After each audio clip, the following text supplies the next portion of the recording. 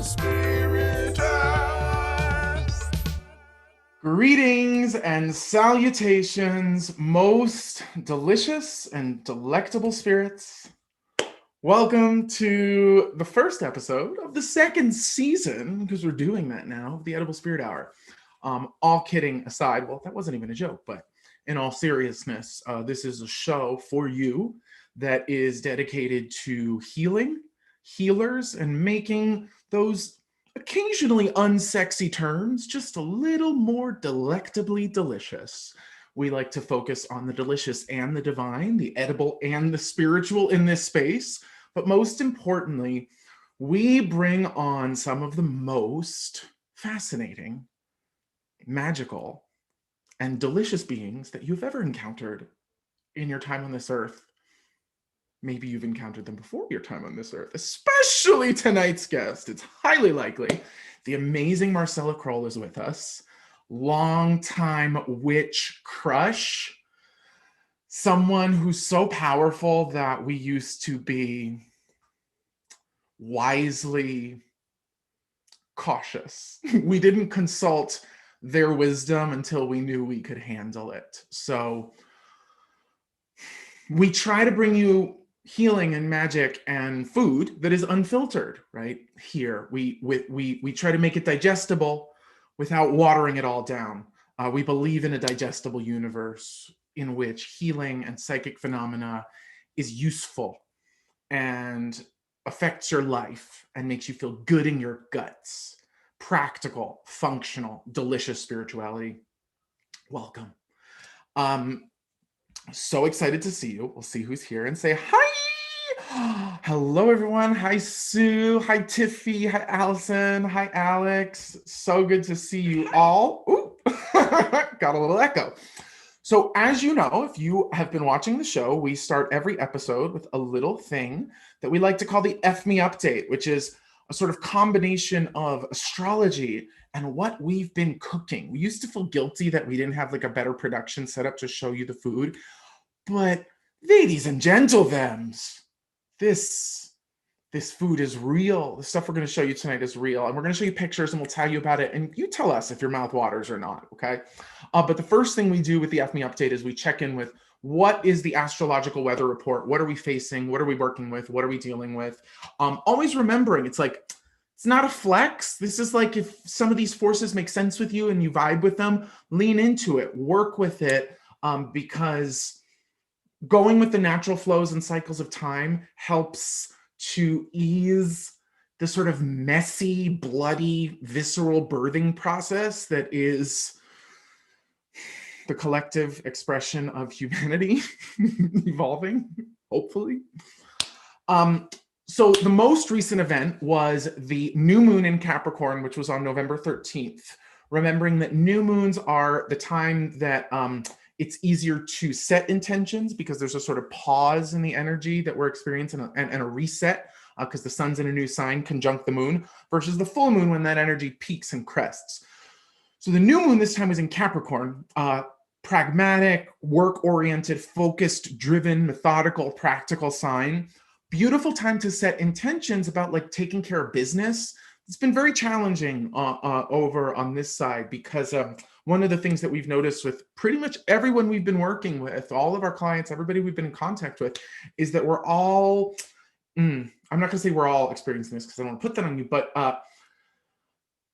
the experiences that we're all having right now might make more sense within a context of trauma and or PTSD, where just there's so many free radicals and conflicts and pustules bursting from deep within the seedy underbelly of America, the world, or maybe even yourself, right? But remembering, we don't choke when that happens. We don't balk, we don't back off. We stay focused, we stay calm, and we lean into it with love. In the edible spirit world, we believe that everything is an opportunity for healing if you take it. We also believe in edible spirit. So 50% hardcore motherfucking spiritual practice, 50% live your damn life, do what you need to do, take care of yourself so that you have enough, so that when you have more than enough, you can pay that forward and take care of, nurture, feed others with your gifts, with your light, with your soul. New moon in Capricorn is like, how am I going to do that this month? How am I going to practically express myself, and Capricorns, it's also okay to set goals, to see the mountaintop that you want to climb and work towards climbing it. Ladies and gentlemen, we have seen the mountaintop that we're climbing towards, but the PTSD experiences that we've been having have made it very, very challenging to climb with any sort of authority, right? Something that's associated with Capricorn. And yet we keep the climb. Capricorn, methodical, not, well, sometimes plodding, sometimes trudging, one foot in front of the next, keep going, keep going, keep going, keep going, okay? All of the major planets are direct as of January 14th. This can sometimes feel like, oh, I have some freedom and ease and I'm moving forward right now. But maybe this is just how we've been processing it, where it's like, cool, there's all this forward motion that just makes all of the obstructions and obstacles on our paths just that much more evident, because there's a little more momentum, not necessarily around us, but within us. Today, Uranus, the planet of revolution, things popping off, even insurrection, right? It is squaring Jupiter, the planet of growth and benevolence. And, it's an interesting day. I thought a lot more was going to pop off today, but is it a good thing that it didn't? Like, tension has not lessened. So Uranus square Jupiter is tension that's between growth and dramatic and radical change. Remembering also that on the 21st, on the solstice, December 21st, big moment where the sun changes signs, Jupiter and Saturn were conjunct one another in Aquarius, which is sort of the epical, generational, defining astrological influence that we're going to be working with for some time to come. So Jupiter is just like fresh on the palate.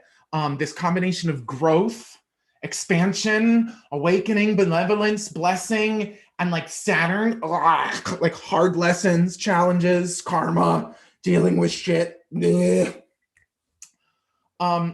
Jupiter square Uranus is this sort of forward-moving, forceful energy of Uranus trying to get us to go and get us to grow and get us to change and get us to evolve. It's very electrical, Uranus, right? Kundalini, expression, right? At odds with growth. How are we growing? What is sustainable growth? What is revolutionary growth? What is counter-revolutionary growth, right? Questions that are all very practically kicking around in the air right now. Just making sure my mic was on. That's happened before. We hit the full moon on the 28th of January. So that will be something we'll talk about when we get there, because, we'll be back every week bringing this show to you for as long as we have the breath in our lungs. And then, joy, joy, joy, Mercury retrograde is on January 30th. No fun. Crap. I think, I was going to let you know as well, two things about Pluto. So this new moon that just happened on the 13th, right? These new Capricornian pattern settings. What are we going to do? What am I going to work towards? Conjunct Pluto, which is the planet of enforced change, right? And the moon, which is a very intimate planet, and the sun, which is a very easily accessible energy, because you see it and you feel it, right? It's outside in the sun and it's inside in your soul and your spirit and your energy. But those two planets, very intimate, conjunct Pluto, a very distant planet, right? Farthest away, right? Planetoid, planet, whatever, archetype.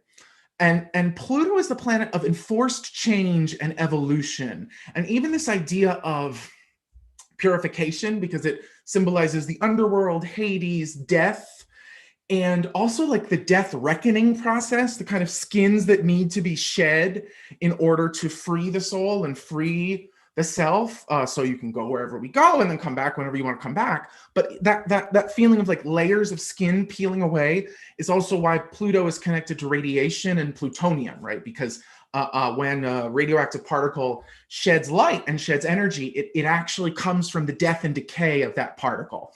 So that's a great example of the symbolism of Pluto.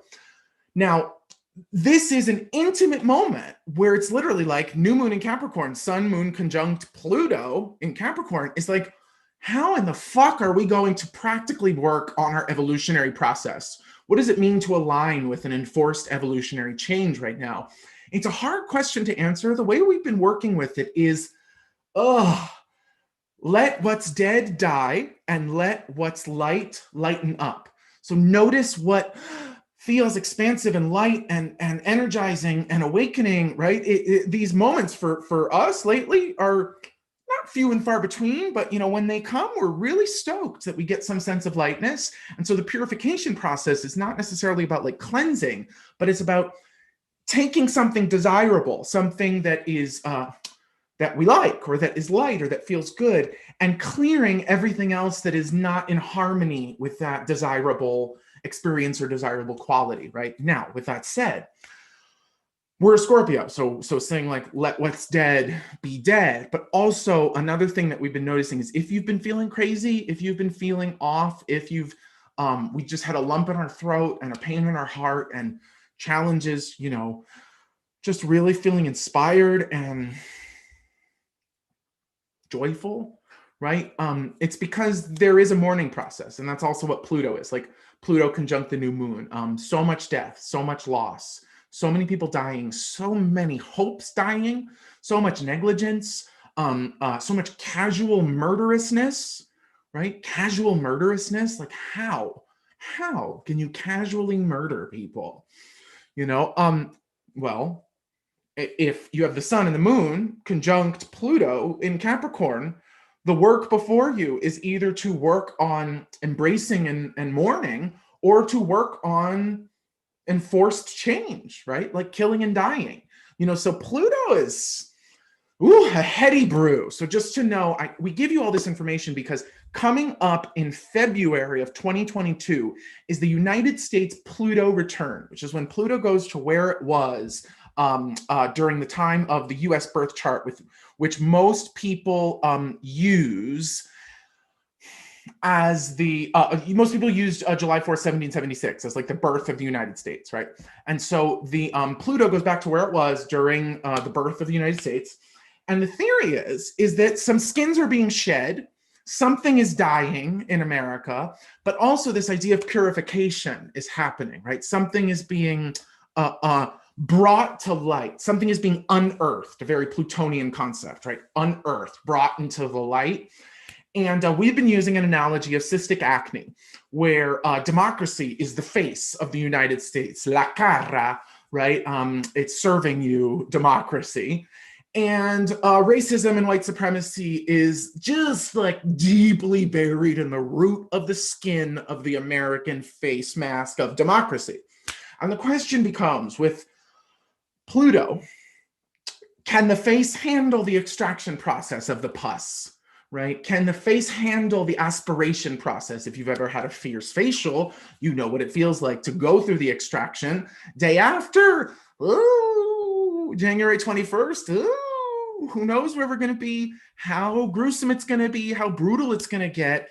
And yet, we're just offering this to you because this is part of a natural process of the United States coming of age, maturing, going through a kind of puberty, because we're a baby fucking country. First Pluto return, 240 years and change, right? So this is a coming of age for us, okay? So that's your FME update astrologically. We're just going to zoom in and share with you a few pieces of deliciousness from our recent past. This here would be a very yummy Thai red curry that had shrimp in it, along with some fried calamari in the back that was dredged in nothing but tapioca starch and egg white. Little egg white whipped, drenched the calamari in it, and then tossed it with some tapioca starch. Worked out nicely. Let me make sure you can see this. Okay, cute. You can kind of see it. I want to make sure you got the right thing. Does this work? Yeah, well, this will do. Okay, so this is, no, that's boring. This is like a burger bun. You've seen my burger buns. The salad dressing was cute, but not worth really sharing. This bitch, okay. This is a milk chocolate. I was trying to make a Swiss roll on New Year's, like a bûche de Noël around Christmas, New Year's, and didn't work. So turned it into a trifle with peanut butter buttercream, and it's dusted with rose gold and chocolate chips on top. This would be a Caribbean sweet potato pie, boniato, made into a little bit of a custard, but with no milk in it because I'm not a cream lover. So we put some eggs in it. And that's one of our first homemade pie crusts. Not cute, but it was tasty. And that's what she looked like when she was done in a slice form. So yeah, that's the culinary F Me update. That's what we've been rocking and munching and enjoying and eating. It really worked. Okay, so here we are. So thank you for bearing with us and listening to this, the F Me update. And now we bring in our very, very, very special guests. Too freaking excited. Hey, buddy. Hi. Oh, Hi. welcome to the show. Thanks for having me. It's so nice to see you. It's been a minute. You were the last person I worked with as a reader in person right before leaving Los Angeles in like May 2019. Yeah. Yes, I remember vividly. I don't remember a lot of things, but I remember you vividly. I remember your presence and just I don't know. I have this strong vision of you like in that back room, like we were in the middle of the back room, and I was like, oh, like you're just such a light. Thanks, Angel. I feel the same about you. And I can't wait to get deeper into the qualities of your light because they are fierce and they are intense. And, you know, I've heard about you for a long time from friends, and I followed you on Instagram and all this stuff. If you guys don't follow Marcella, get on that now. Also, just to shout it out, Marcella is the creator of my absolute favorite deck. Like I said, definitely of the moment, if not of all time. This is the Sacred Symbols Oracle deck. You got to get in on that. But Marcella also just recently came out with a tarot deck. Yes. Right? Yes. So excited. Well,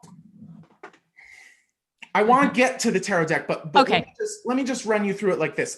We like to talk about how are you healing is the question we always ask people. And I want to know both what you do to care for yourself in these times, and also like what you're excited about and what you're excited about sharing with others.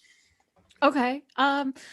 Well, you know, there are a few things that have been a mainstay, I would say, for the last year, or at least definitely that kind of kicked in high gear over the summer, that have been helping me in both, I guess, the spiritual and the tangible. And I guess just to like name a few of them, one thing I love doing is dancing, and I do love pony sweat. So I don't know if you know of pony sweat, which is like fiercely non-competitive dance aerobics. It's amazing. It's a lot of punk rock aerobics and all bodies, all type, all people. And Amelia, you know, leads a lot of the choreography, but it's kind of just, I love their motto is fuck the moves. Fuck the moves. You know, I was a fan of a Groove 3 when I was out in LA. This class is taught by Ben Allen. That's all like 90s hip hop. Yes, yes, yes. But back in the day, she was a Zumba queen. Yes, yes. Oh, at the Hollywood Y. Amazing, amazing. So that's moving great. So your body is amazing. Punk and rock. It is, and it's also like follow or don't follow. There's real like, I mean, I've cried so many times in that class just because just being comfortable in my body and going at the level that is okay for me, and that changes every day, you know. So that's helped me significantly, and especially because I go on and off of it, you know, doing it. It's not, you know, sometimes I overexert and I get hurt, or I have fatigue and I'm too tired, but I know I can always get on there and not feel like pressure, which feels great. And then you know, I have a dear friend of mine who's also another healer, and Brooke Albrijo, who hosts monthly moon ceremonies on Zoom by donation. And Brooke is amazing. And that to me is like my way of being able to tune in and not have to facilitate. Because sometimes, you know, I'm always facilitating. And that, I think, as a practitioner, you need to be able to have others hold space for you as well. Absolutely. And especially when it's in alignment with something that's as simple as a new moon, you know, it can really like synchronize all the clocks and all of the centers and all of the energies. And I just so relate to you too, that you that it's nice to not have to. It's like yoga teachers teaching a yoga class. They can't do the practice and teach the class. Right. And I have a thing too, where it's like, it's hard for me not to step into the role of like being admin or some kind of like facilitator or space holder. Yeah, it just happens. Like, and so that's why sometimes too, in-person classes used to be kind of difficult for me, even if I was just attending as a guest, because I start tapping into everything, you know? So that's been extremely helpful. And then I guess like on the more practical level is finding affordable like therapy, trauma therapy, which has been a struggle for many, many years, trying to find, you know, a combination of the right, you know, practitioner, but also like at a like reasonable rate and you know, and just someone I felt like I could be myself with, you know. So that also has been pretty phenomenal in terms of, you know, when it's like my own healing. And do you, because you sent me a really cool link that I was looking into, and you work with the Open Path Collective? Yes, the Open Path Collective is who I who I went through to find my therapist. Yes. Find your person. Cool. Yes. So I'm going to post all of the links that Marcella has sent to me, especially this, because I've sent like 3 people to this place. Oh, cool. Amazing. Yeah. Yes. It's been so good.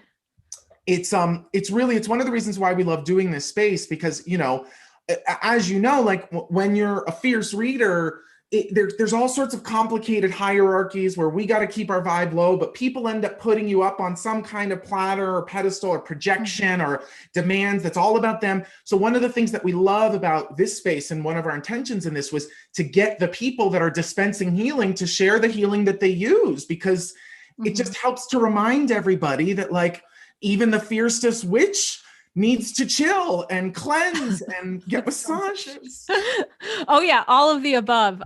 3 hands therapy, if we're talking about massages, 3 hands therapy, they are amazing. And they offer also energy work as well. So fantastic. Yeah. 3 hands therapy. I'm writing that one down too. So, you know, I actually do have a question too, before we talk about your decks and stuff, is,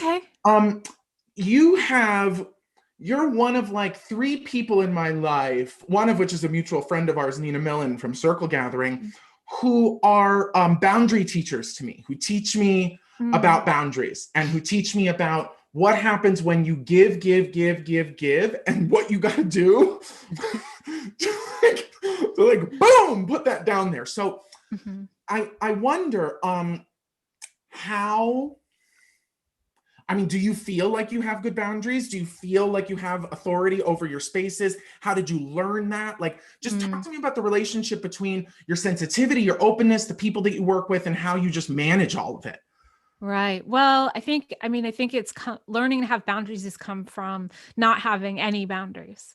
I had, I grew up surrounded with people. I have no boundaries, and no, in the environment I grew up in, and even just in my like psychic sensitivity and stuff, it would be like, no, there was no boundaries for many, many years. I think the thing that got me to start to understand and boundaries was, for me personally, getting sober 4 years ago.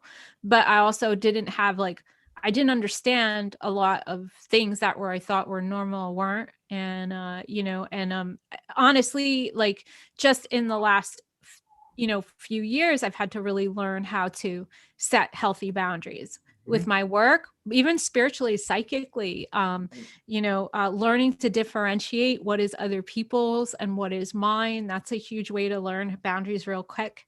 And then, and really therapy has helped me understand, just my own, like the source of where it came, the source of where I learned to have no boundaries and what that means, so. There's also something about, I know you're a Pisces queen too, right? 29 degrees Pisces. So right at that anoretic degree. Right there. Holy shit. That's intense. It is 3 hours. It was like 3 hours before Aries. Aries. Oh, wow. So you're just like, you're just like hanging on the veil. Yeah. I say like the only time in my life that I'm actually really on time usually, which is rare for Pisces. But I always say it's because I was so late being born. like, like the So let me ask you this other question too, which I'm interested in. You are very open about being neurodivergent, right? Mhm. And so can you talk to me a little bit about like, is there a difference between like psychic sensitivity and the kind of things that happen? Like what is it? What does it feel like, or what's the experience, or how do you navigate neurodivergence Mhm. while also being so plugged in and sensitive and developing boundaries? All these things, really. Yeah, I mean, I think the neurodivergent stuff, it really is like my day-to-day operating system, you know, and I kind of look at it, it's like the way I function like, in the world, and you know, my day-to-day, my empathic and large psychic sensitivity is also part of that, but it's like a different switch. I think like when I'm working, I go into work mode. That's why I can like I think even though like I'm psychically and intuitively picking up stuff while I'm out in the world, I try to like kind of have again new boundaries, you know, like going, what's mine? What do I need to look at? What do I not? The neurodivergency stuff really, I think, is just my operating system. Got it. You know, all the Got it. other stuff is like it's like bonus. Right. But then I would imagine if you haven't sort of attended to your self-care needs based on what you know you need and how you know you need to get through your day, Ooh, yeah. if you lose track of those rituals, I would imagine then the sensitivity of your gifts and other things is just becomes that much more intense. Yeah. It gets like, I mean, I used to have really, really terrible meltdowns. And I didn't understand why, you know, and I would push and push and push. And I think the other thing is other people want you to push and push and push. And if you have no boundaries and people are used to getting everything they want from you, and then you're like, I am like, you're just, I start to shut. It's like, can't compute like everything. I go quiet. I can't talk. I can't focus. And it just, I don't know, it's everything gets like I don't know, I call it like having the TV, the radio and the phone and everything on at once. Right. And like you can't, everything becomes too much. It's such a I really understand that. And like I very much, you know, I find that because I try to make this work so accessible and practical and a part of my daily life and a part of the daily lives of other people, I sometimes forget to really close my shit and really clear my shit. And then I almost like don't realize it, but then I just start to feel the sort of like kettle, the tea kettle, Yeah. you know, and you got to get off the merry-go-round. So, so let me see, how am I going to ask you this? So I know that well, let's talk about the decks first. So okay. We've got Sacred Symbols, which is one of my favorite things, Oracle deck. I tell everybody about it. I use it in all of my readings on Instagram, on Clubhouse, obsessed. But I don't actually have it, the Dreamer's Tarot, right near me. I should have brought it up. You do. So I have one in front of me. I have, if you can see it here, Brilliant. the Dreamer's Tarot. So, and tell me about a little bit about the motivation behind it, because you've made a bunch of Oracle decks, Nature, Nurture, obsessed with the holographic side. Yes, Nature, Nurture, and Sacred Symbols. And then, you know, I've wanted to make a tarot deck for probably since 2000. Well, yeah, since 2009. And I even I tried to I did an artist residency and I tried to create it and it just wouldn't happen, you know? And I kind of gave up on it, honestly. I gave up on it. And then I thought, well, if I'm supposed to, maybe it's not meant for me to make one. You know, I kind of resigned to okay, well, maybe that's not my medium. But then, you know, at the beginning of the pandemic, I had started some drawings, well, earlier in the year. And then the pandemic, you know, it was March 17th, we went on lockdown. And then my birthday was 3 days later. And I was what's happening? Anyway, I dove right into, I started drawing and I thought, you know, what if I want to do this the right way? And that's probably why I couldn't make it before, was because I didn't have the reference or vehicle or information to create this kind of tarot deck. And I wanted something, I teach a lot with the library, I teach tarot for teens, an intro class. And a lot of the decks I found really didn't like vibe with the kids. They were like, what is this? And What's a then also, page? yeah, they're like, what's a page? What's a hierophant? They like really like, okay, weird. Right. So TikTok. totally. And then, the other thing was I wanted it to be non-binary. I wanted it to have this element of like the archetypes. I wanted the archetypes to be more universal, and then also just like more approachable. So even down to like the lovers is called the twins, because I wanted to emphasize that not all relationships have to have this like man-woman marriage quality. Right. And even same thing. Yeah, with the so the suit card, the court cards, and the major arcana have all been shifted. They're all like basically non-binary figures that are in there, and instead of like king queen, they're like mystic and dreamer. So to just like embody the energy of that archetype. Yep, 100%. The first deck I ever used to read was the William Blake deck. And I was so drawn to it because it was very random, very esoteric. I read a little bit of Blake, but what I loved about it was that the court cards were a man, woman, child, and angel. So the angel being the one that was more associated with the knight, right?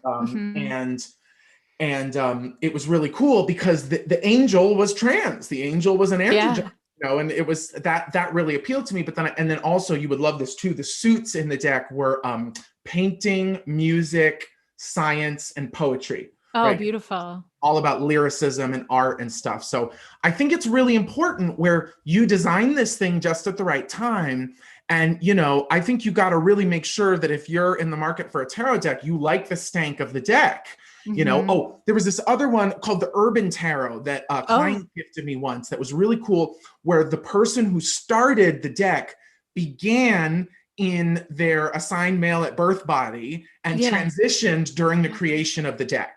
Oh, wow. By the time they got to the end of the deck, they had fully transitioned. They go the full journey. I mean, that's the beauty of it too, right? Is like you're part of this creation process, and then you're recreating and rebirthing yourself. Right, completely. And they painted it too. So for those of you guys that are watching, it's very fierce. It's not always that the person who creates the deck also illustrates the deck, right? Even some of the most famous decks in history were the Crowley deck, the Rider-Waite deck, were and often painted by women. So just super fascinating that, and I love this idea that like you could only make it when it was time. And I think we were talking about Uranus right in the beginning of this, where Uranus is the planet that's sort of responsible for birthing new archetypes into the world. So it's like, for as long as your deck exists, now that your deck exists, it's like people will be able to receive wisdom and messages without having to deal with these like cis het orthodox relationships and bullshit. Well, and I hope so. I think, it's like, this is the beginning of is it Uranus opposition? So it's like considered sort of like I'm beginning my midlife crisis. So I'm like, let's like make some new things so I don't go buy a Ferrari. That's perfect. So I'm noticing, I know that I see the symbol that's around your neck, which one? I have that two. One. Which is in the sacred, the top one, which is in the sacred symbol deck, right? Yes, it's the crown of Isis. It's the crown of Isis. Yes, who I love. I refer to her as my mother. I asked Isis. I've had a deep love and connection to ancient Egypt since I was really small, like little kid. I was obsessed. Camel was my favorite animal when I was a kid, which is hilarious. And but I was obsessed with Egypt. And Isis is my first tattoo when I was 18, and the first deity that I ever really connected to. One of my really good witch friends who was a guest on the first season, Harriet, who used to live out in LA, but is now in New York.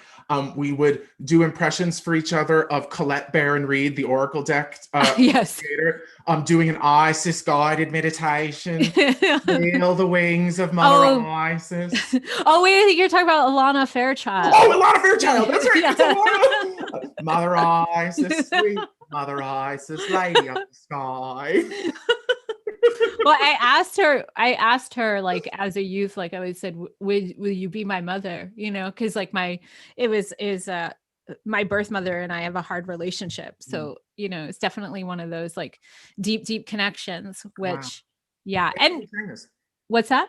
No, thank you for sharing it, because some of my favorite content that you post is when you put up Shelley Duvall and you're like, "Sup, mom? How's it going?"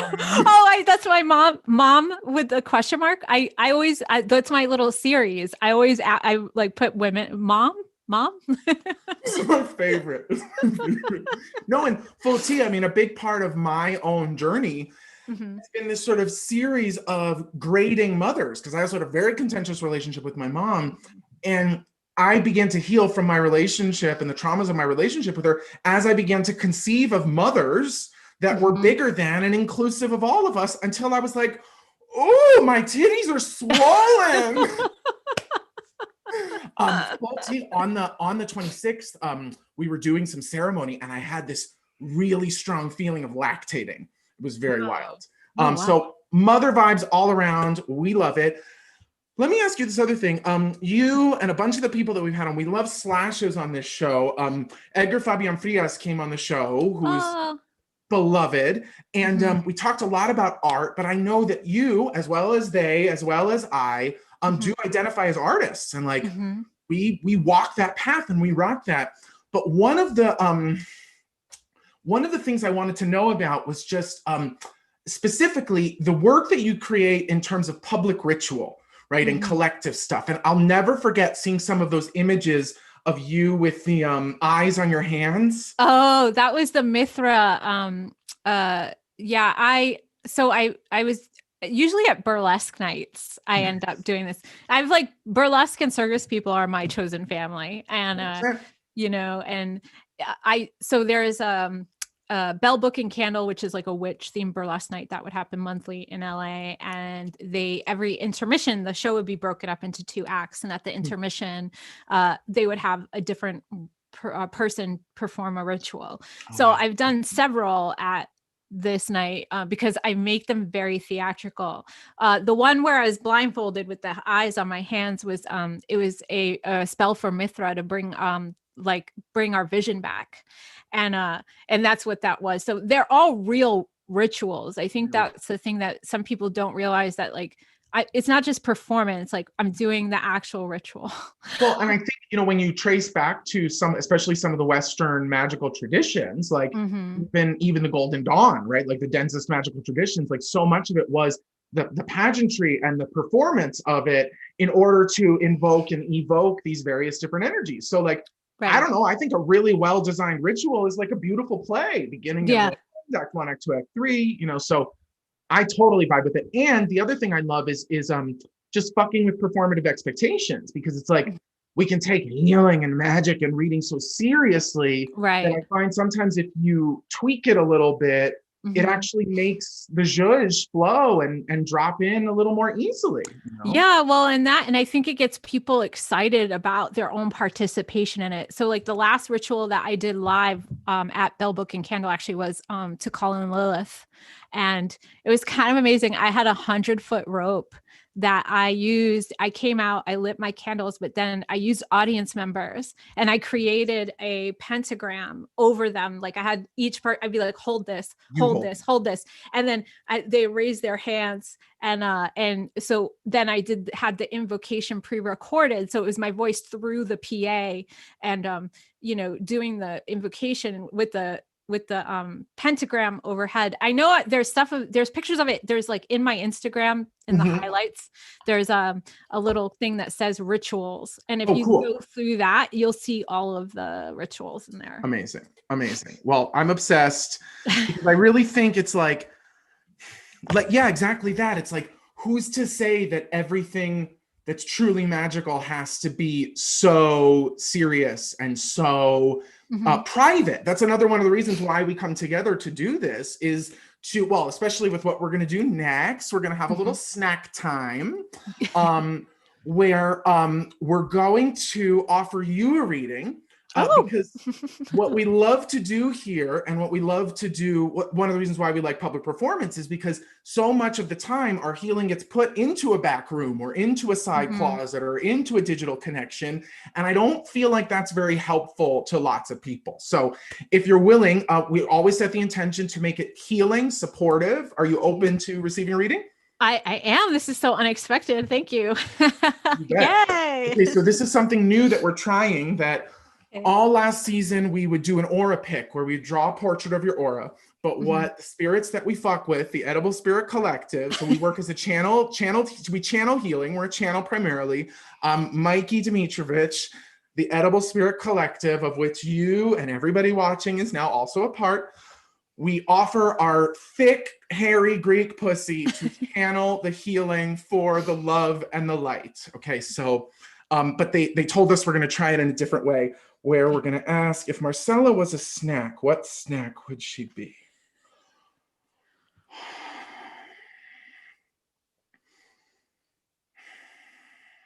Okay, I just got to give you what you're getting. It's this actually very beautiful and very intricate pyramid that's made out of Ritz crackers, Cheese Whiz, and little pieces of sausage. Okay. And it's crackered all around, and it's really, we're talking,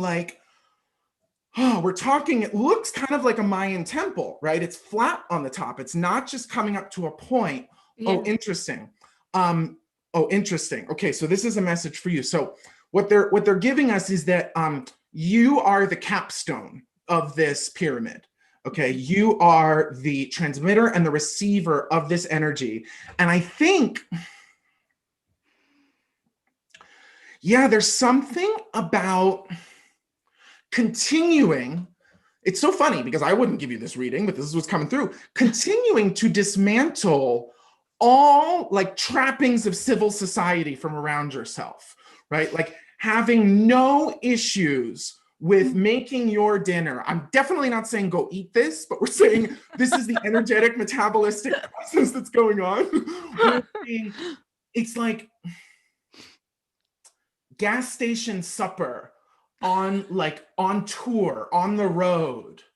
But even if you're given the most sort of ratchet budget little baby snacks, right? There's something about getting lost within the simplicity of what you're actually working with, right? Continuing. We've seen this analogy with a lot of people in doing work about the paring down that's come with COVID and the streamlining that's come with it all. But I'm really trying to wrap my head around why is it Ritz crackers and cheese and all this stuff. And again, it's this further dismantling of pretension. There's no pretentiousness whatsoever. And yet there's an intricacy, right? And there's something that's built out of, oh, I love this. So this is coming from our spirits now. This is coming from the collective. There's this potency for you to really get into the mojo of tearing down pretension when you see it, right? Of not humoring fucking Maja, right, vibes. Being like, everything needs to be like a roasted sweet potato on the corner of Sunset and Maltman. It costs like $9.99, and you get a sprinkle of gray salt that comes along with it. Okay. So there's like the vibe here is to both, I think, sort of honor the simplest. It's what's funny about it is like, I don't project anything onto these ingredients. And I'm not saying that like you feel these ingredients are ratchet anyway, but I think there's a message here that's about you taking the most ratchet parts of yourself, the most pared down, stripped down, zero fucks given. This reminds me of the archetype of the hermitess, right? That lets her hair dread and shits in the woods and eats, bats and birds and all this stuff, where it's like to really honor, and maybe this is also about some of your own healing work, to really ask yourself, what is the simplest? Sometimes the simplest is not necessarily the purest. Sometimes it's just the humblest, right? So I think there's a part of this that's the healing process of leaning into the most sort of basic qualities of things, but then knowing that there's an intricacy that comes out of it. And I think this is also about projects moving forward with you, is as you build new things, let the intricacy of the project or the intricacy of the creation come from the way you put the pieces together, as opposed to a sort of like Virgoan demand for something to be of a certain standard of quality, of perfection, of excellence, of whatever. It's literally like you could build a great pyramid of Ritz crackers, you know, beef jerky and Cheese Whiz, but as long as you're standing on top of that capstone, it's the great motherfucking pyramid. It's a temple of initiation. So like you're initiating the children into the Cheese Whiz mysteries.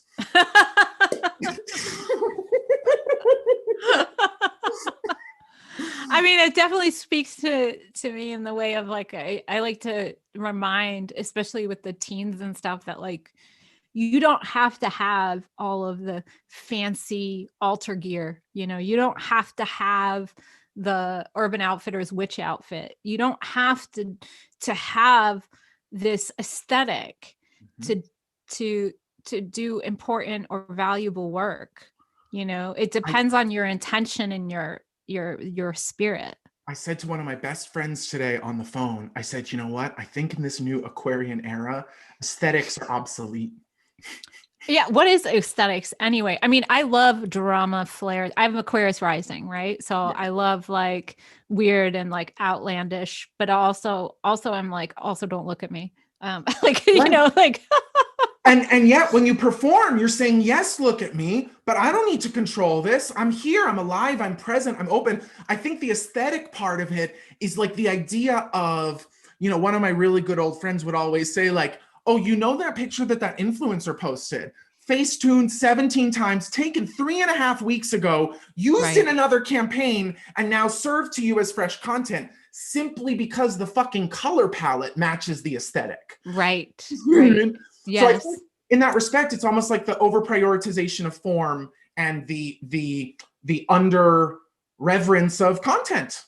Right. Well, that's the thing. It's like, is it just surface level, or is there something underneath it? Is there actual depth and meaning behind it? You know, and I think that trips sometimes people out too. Like for me, I don't have a rhyme or a reason to my, like, say my Instagram, for example.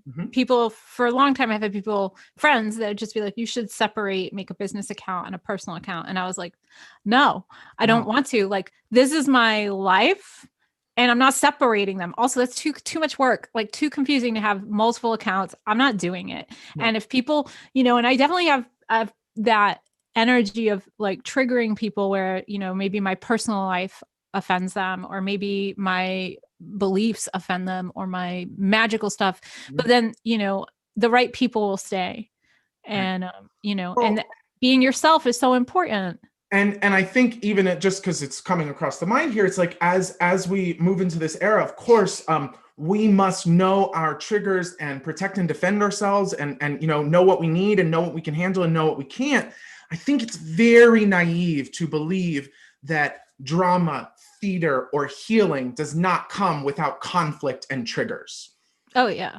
Oh you yeah. know? So another thing I just heard too, as you were talking about this, is the Great Pyramid would not be an initiatory space if there was no one in it to be initiated, right? It would just be a space, right?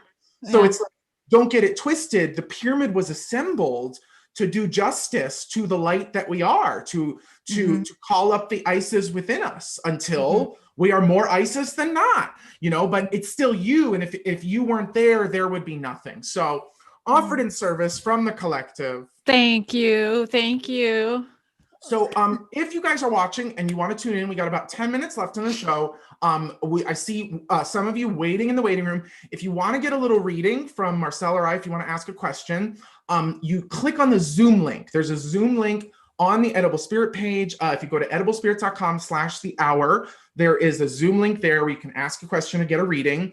If you're watching on your phone, you can go to Instagram @EdibleSpirit.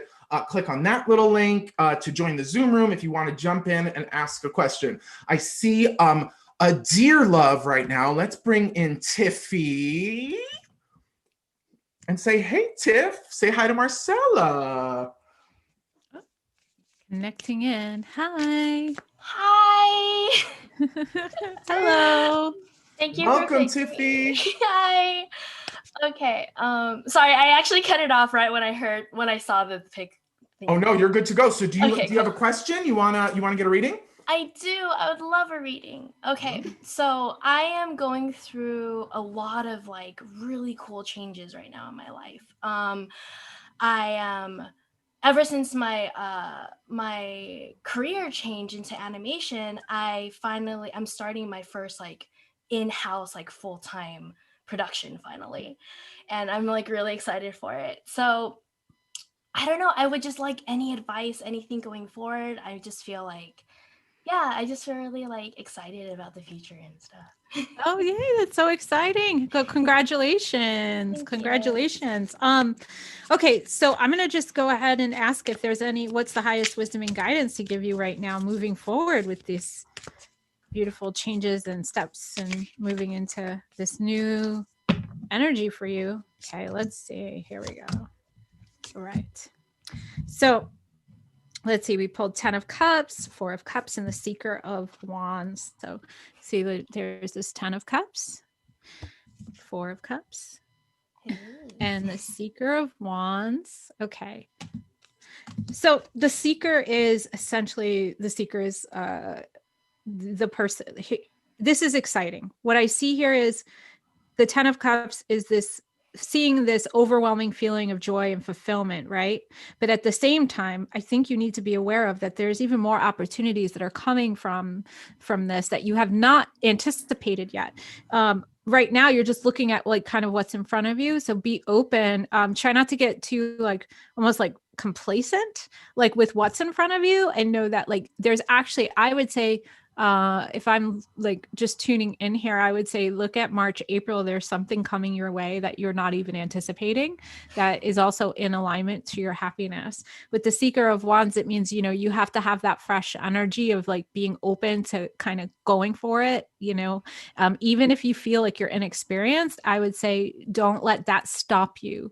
Don't let that like make you think like, oh, I don't know if like when that offer comes, like jump towards it, so just be patient over the next, like I would say 2 months. If things kind of feel a little bit like slow, they're not slow, they're just getting you prepped. Yeah, but again, I would say just definitely lean in the direction, even if you feel like, oh, I don't know if I'm ready. I would say just go for it.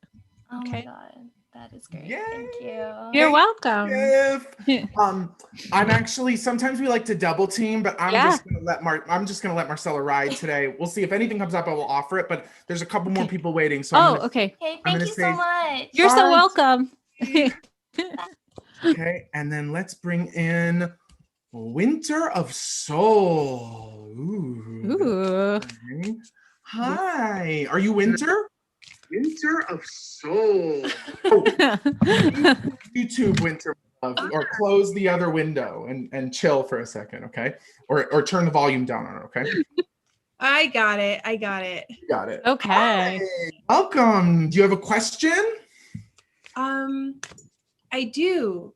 I am on the Fool's Journey in the Void, have closed one chapter, about to start another in 8 days, next Monday. So You're at that 29th degree of Pisces, honey. I'm curious if there's anything important for me to know as I fly by the seat of my pants. All right. Okay, let's go ahead and we're going to ask for that. Let's see. I'll tell you, I just got a little hit, and you pull your cards, Marcella, but I'll tell you what I'm seeing is my spirits showed me the trifle that we showed you in the beginning of the show. And it's funny, it's like there's a lot of sweetness, but there's a lot of layers. So I'm sensing this as you move forward in these new endeavors, know that as you get deeper, there's going to be lots of releases. I think specifically of energy that was tied up in the past and similar situations that haven't quite gone the way you necessarily wanted them to, like, just don't be alarmed as you dig if like a little sewage stink kind of comes up, you know. It's like just similar to what you were saying to Tiffy, but just like keep going and keep digging and excavating, and know that you'll sort of change in stages. That's what I'm getting.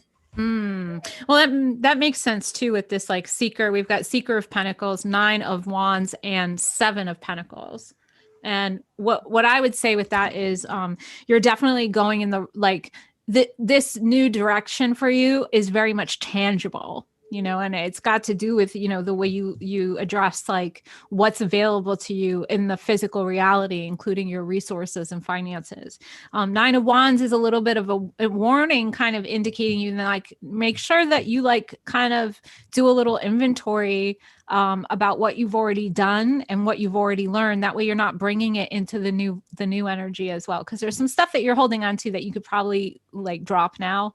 And then with the 7 of Pentacles, you know, with this tree, it's like, know that the next several months or so, this is about planting those seeds. Like you are putting the work in to have to bear more fruit later on, you know? So that's the other thing, having that patience that, you know, like that, hey, I'm right. It's like, we don't plant something and then expect it to grow the next day. There's some love and care and nourishment that has to go into it. So make sure you're taking good care of yourself. I would say what you're, you know, consuming, you know, water, food, make sure that everything you're bringing into your mind, your body, and your spirit is like high vitamin potency, has like nourishment in it. Superfoods and such, right?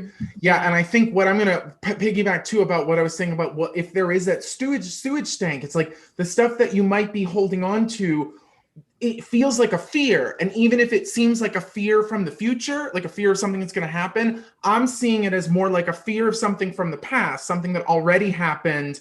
And that as you go into it, just make sure you're aware as stuff comes up that like, maybe it's not actually happening right now as deeply and darkly as you think it is. Maybe that's actually just a fear from the past, you know? And then the cool thing is that a little sewage as you're tilling the soil will fertilize the fruits that are growing in that 7 of Pentacles, you know? Yes. Okay, cool. Very cool. Yeah. Awesome. Thank you. Great. Yeah, thank you. Thanks for coming through, Winter. We'll see you next so much time. fun. Yay. Okay, bye. Bye. Okay, we have one more and then Okay. we'll wrap it up. Okay, cool. Okay. Let's bring in Allison. All right.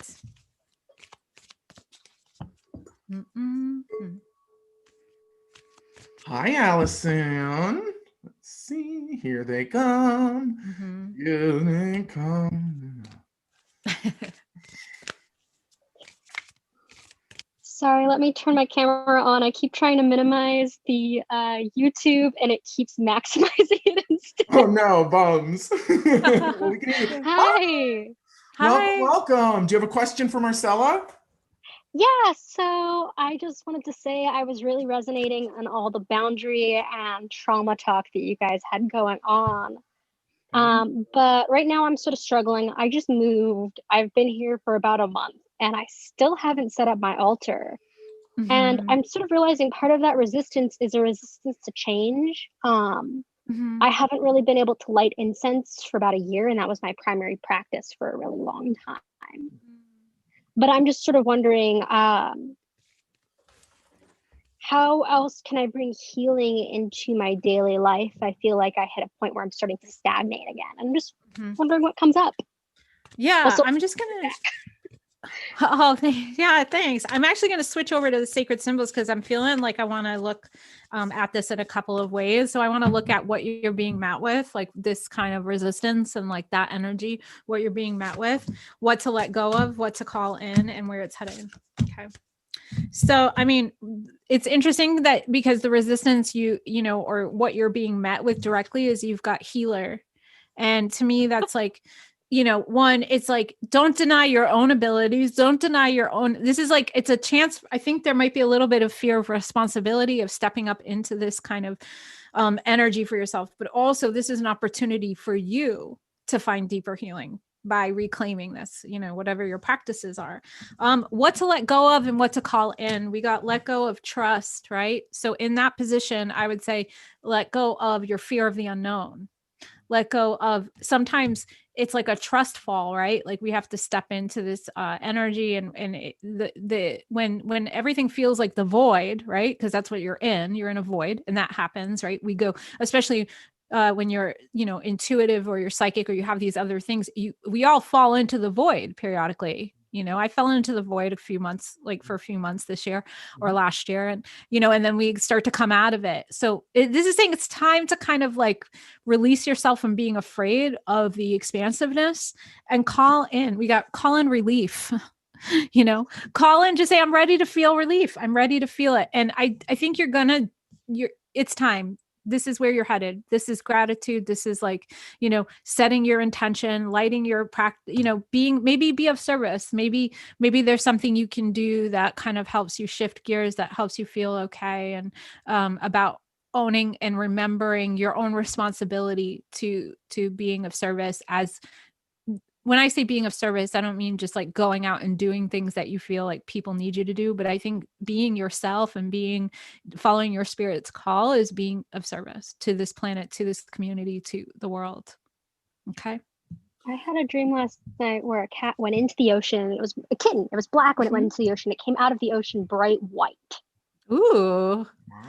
And it was just this really strange experience. And there was a young girl who the kitten belonged to, and I was helping her through this experience of something or another. And so what you're saying about the transformation of being a service is resonating too. Right. Well, how symbolic that dream, right? First of all, cats are so much about magic, and they're little psychic protectors. I think of them often as like being little familiars of magic, and black being the void, going into the ocean, which is this vastness of emotion and expansiveness. It's beautiful, but it's a little frightening. Coming out white, coming out in that prophetic kind of color. And the little girl is probably you, honestly, or a form of you. I'm seeing a really interesting image too, to piggyback on this. I said, if Allison was a snack, what snack would they be? And I see you surrounded with these like slowly gelling fruit mixtures. And you're sort of like caressing the top of these quivering, sweet, sort of like mango, yuzu, very Koreatown flavors, honey, right? And you're touching these things and they're sort of blobbing and jiggling. And then I was like, what's the story with this? And it was like, maybe even consider making some slime, or working with your hands, or touching some colors, or because I think what I was reading when you were talking about the incense was air element being something that was great and that helped you to refine and understand yourself, but which maybe was bringing you up into the headspace a little bit. And that in terms of healer was one of your cards too, right? I always find whenever healing comes up, it's like, if you start working with the palm chakras, the hand chakras, opening them, touching things, cooking, or for me, it's cooking always, obviously, but like clay, or like I said, something that doesn't even need to go anywhere, but that is just like a color that excites you, that you want to sort of like put on that altar and then put new things all around it. So I think just something to like pierce the veil of your palm chakras and just get you touching sweet, gelatinous, like yummy brews all around you. Okay. I have citron tea with me, actually. So it's really funny that you said that, because I've been eating a lot of mango and drinking a lot of citron. That's my favorite. I love that tea, that citron like honey tea that you put the scoopa doopa in. Yes. So I was laughing the entire time you were saying that, because that's what I've been drinking.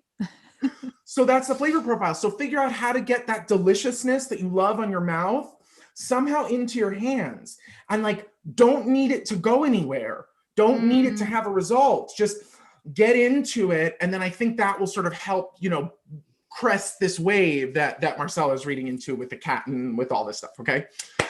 Thank you, Allison. Thank you. We'll see you soon. Okay. So, my dear, thank you so much. Thanks for having me. The last thing we're going to do here is we're just going to talk a little bit about yumminess, deliciousness, yumminess. Would you share something with us that is of the earth plane? Can be food, it can be something else, but just something tangible that is currently lifting you up and making you feel divine. I'll share mine first. My mother and our contentious relationship bought me a set of singing bowls for Christmas. Oh, what? And I was like, sweet Mother Mary, how did this happen? So she got them for me in the chakra colors. So this one would be a 6th chakra, third eye blue, tuned to the note A. Wow. What a gift. What a gift. It's such a gift. Oh my gosh. Yeah, things, healing, a lot of healing going on. So yes, absolutely. Tangible world, huh? Like what's that? What's that? What is that tangible world? I have to say, just in the last couple of days, I have to say, like, so my familiar has been asleep for 2 months, and she's a bearded dragon, and she was like basically in brumation for 2 months. And I didn't realize how much I knew I missed her, but I didn't realize how much I missed her until she woke up yesterday. So I'm just like really enjoying like having her presence kind of back in my place and having this other living being like around me. Because I've been alone I'm alone in this pandemic, and like, she's been a big part of this. And really important. I love that. If you guys don't know, you've got to check out Lord Marcella's familiar, the bearded dragon. If you look at the promotional stuff that we did for this week, I felt terrible. I told Marcella, because as I was putting in the typeface, I had to cut off Lord's sexy body. Sexiest body you've ever seen. And then the face. And what were you, she was looking at something the other day outside of the cage, and she wasn't certain about it. Oh, it was the child from The Mandalorian. It's like an animated baby Yoda. She was like, what the hell is that? She's like, am I dreaming? I just woke up, didn't I? Well, yes. I love that. Well, thank you so much for being here, Marcella. Thank you for sharing your time and your space and your light and your wisdom and your magic with us. You guys, everybody, stay tuned. Follow Marcella. If you need, one of the things that I love so much about your sessions, about your readings, Marcella is booked, baby. So if you want a reading, you better sign up, because you're going to need to wait a second. But one of the things that I love about how you work is you work with the cards and you answer questions. You don't have an issue answering questions, but you do one of the hardest things to do as a reader, which is someone will ask you the question and you'll give them the answer to the question that they're really asking. Yes. Thank you. Thank you. Yeah. That usually some people don't like that. That's why I got fired from California Psychics, because I wouldn't answer people's questions. I would tell them, this is a terrible question. You need to ask me a different question. I always say, what do you really want to know? What's your real question? Because you're dancing around it right now, and you've asked me 3 different ways, but you're not, it's like you can hear them not telling you the truth, and it's not anything to be ashamed of. I think people have to remember, it's like the more honest you are, like the more like clear of an answer you're going to get when you're doing you're getting a reading. And that's the other thing is like you also have this amazing way of really dropping the truth on a person. Like you don't go to Marcella if you want someone to just like hold your hand and skip through the forest with you. Like you go when you need to get read. But again, what's so cool about it is that you drop that truth in such a way that is actually empowering. And even if it feels like, like I didn't get the answer that I wanted, you give it a day or two and you're like, but holy shit, I know exactly what I need to do now. Like this all makes sense. I try to like leave people feeling empowered, because not all the information is always like positive. And then I've been accused of being like, well, you just see the positive side of things. I'm like, well, there's definitely a downside, but like, why focus on that? Why not look at the opportunity to learn here, or look at the opportunity to grow? And again, I've had some like readings before where I've received them and I've left a wreck. Yeah, and there's a way to do a reading, and there's a way to conduct a reading, and there's a way to like leave people better than you found them. Well, when we use the Edible Spirit practice, we're talking about energetic metabolism. Like, how do we make something delicious out of the shit pile we're given? And if we're given this shit pile, what are you going to do? Like, you've already eaten it. So now you got to figure out how to process it and do what you're going to do with it, and purify and release what you don't need, and then get the energy that allows you to keep moving forward, So you kind of can't go back when you start fucking with spirit, No, you cannot. Absolutely not. Even if you want to. Well, thank you again. Thank you. So much. We love you very much. We'll see you very soon. And let's just play the fam out, shall we? All We right. will say farewell. We will say good night. The Edible Spirit Hour.